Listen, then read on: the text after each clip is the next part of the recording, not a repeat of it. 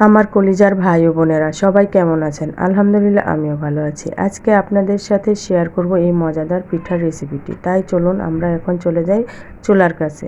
এখানে প্রথমেই কড়াইতে চাউলের গুঁড়াগুলো ভালো করে ভেজে নিতে হবে। আমি ভেজে নিয়ে বড় একটি গামলাতে ঢেলে নিয়েছি। এখানে প্রায় 4 কেজির মতো চাউলের গুঁড়া ছিল।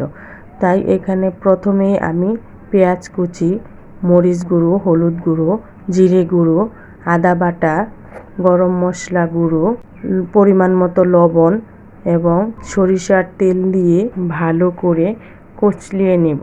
এমনভাবে কচলাবো যেন রসুন, পেঁয়াজ, হলুদ, মরিচ সবগুলো জানি সুন্দর করে একসাথে মিলেমিশে একাকার হয়ে যায়। পিঠাটা মাখানোর মধ্যেই এই পিঠার আসল রহস্য লুকিয়ে আছে। ওই যে দেখতে পাচ্ছেন বাটিতে একটি তরকারি দিয়ে দিলাম। এটি আমাদের আগের দিনের গরুর মাংসের তরকারির ঝোল ছিল, সেটুকু দিয়ে দিলাম। ফ্রিজে রেখেছিলাম তাই এরকম জমাট বেঁধে ছিল। এখন আমি কুসুম কুসুম গরম পানি দিয়ে আটার ডোটা মেখে নেব।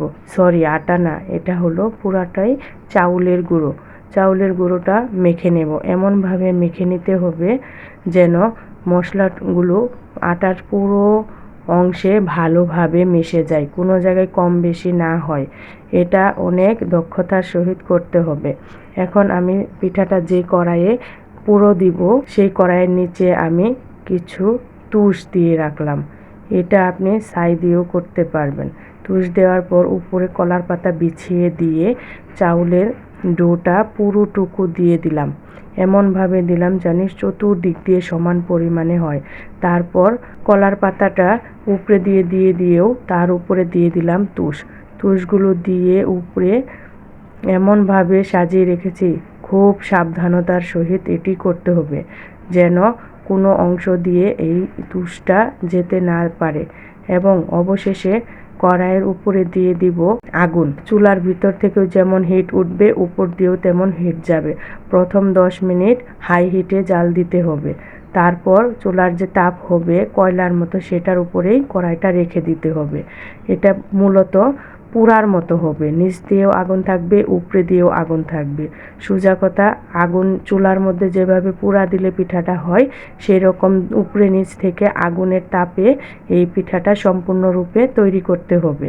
পিঠাটা এতই খেতে মজা যে একবার খায় সে বারবার খেতে চায়। আর এই পিঠাটা গরম অবস্থাতেই কাটতে হবে। দেখুন আমি কত কষ্ট করে পিঠাটা কাটতেছিলাম, আমার হাতে অনেক গরম লাগতেছিল। কি করা, কাটতে তো হবে। এটা আবার ঠান্ডা হয়ে গেলে এটা আর কাটা যায় না।